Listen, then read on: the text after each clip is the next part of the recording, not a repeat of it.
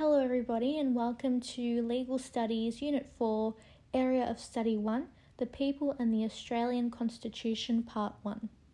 The focus of today's video will be dot points 1 and 2, the roles of the Crown and the Houses of Parliament, Victorian and Commonwealth, in lawmaking, and the division of constitutional lawmaking powers of the state and Commonwealth parliaments, including exclusive, concurrent, and residual powers.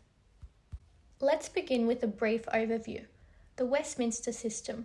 The Westminster System is a system of government which originated in Britain, the main features of which are head of state, who is not the head of government, and an executive government which is drawn from and is directly responsible to the Parliament.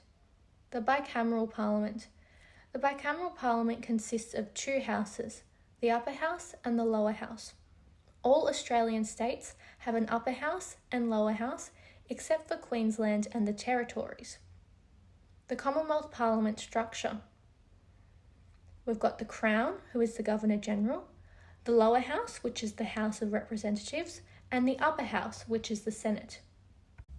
The roles of the Commonwealth Parliament in lawmaking. Both the House of Representatives and the Senate have many roles.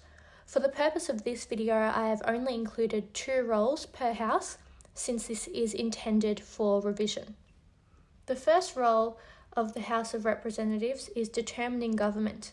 The party or parties in coalition with a majority of seats in the House of Representatives forms government. To remain in government, the party must maintain the support of the majority of members in the lower house. The second role is initiating and making laws. This is the House of Representatives' main function.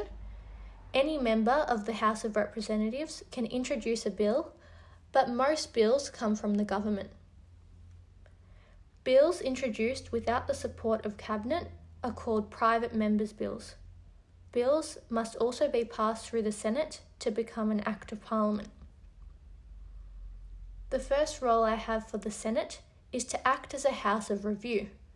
The Senate reviews legislation passed by the House of Representatives. Historically, the upper house has the responsibility to check legislation passed by the lower house. For this reason, the Senate is sometimes referred to as the House of Review. The second role of the Senate is to initiate and pass bills. Senators can initiate bills, that is, accept money bills, and these are known as private members' bills. The Senate can pass bills that have been passed through the House of Representatives. This can be without amendments, with amendments, and they can also reject bills. The roles of the Victorian Parliament in lawmaking. The lower house is known as the Legislative Assembly and the upper house is known as the Legislative Council. The roles of the Legislative Assembly are the same as the House of Representatives, but for Victoria, not for the country. And for the Legislative Council, the roles are the same as the Senate, but for Victoria and not for the country. The roles of the Crown in lawmaking. The Crown for the federal government is the Governor-General, and the Crown for the state government is the Governor. Their roles include granting royal assent. This is the signing of a bill that has been passed by both houses by the Crown. This indicates the Crown's approval of the law, and it is usually given on the advice of the Prime Minister or the Premier. Another one of the roles is withholding royal assent. If royal assent is refused, the bill cannot become an act. This rarely occurs, however. The Australian Constitution states that the Governor-General may withhold or reserve royal assent for the monarch's pleasure. The bill will not come into force unless it receives the monarch's assent within 2 years. The division of powers. The Constitution divides the lawmaking powers between the Commonwealth and state parliaments. Powers listed in the Constitution are known as specific powers. These are broken into 2 categories: exclusive powers and concurrent powers. Powers not listed in the Constitution are known as residual powers. Specific powers. Specific powers are written in the Constitution. The The majority are listed in sections 51 and 52. As previously mentioned, specific powers are divided into two categories: exclusive powers and concurrent powers.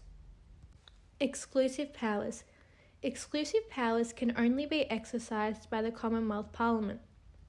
All powers in Section 52 are exclusive.